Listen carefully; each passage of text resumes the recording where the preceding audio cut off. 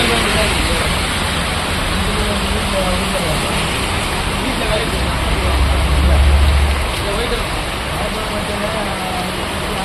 என்ன வேலை பாய்க்கு போட்டு செடிக்கு தண்ணி விடணும். செடிக்கு தான் தண்ணி வேணும். சும்மா உட்காண்டோம். 10 மணிக்கு உள்ளே போனோம், 3 மணிக்கு வெளியே வேலை செய்யணும். உள்ளே போய் கூட சும்மா உட்காந்துருவோம். அவங்களுக்கு கணக்கு டைம் மழை பெய்யுதா 2:30 3 மணிக்கே டைம் எடுத்துருவாங்க. அவ்வளோதான்.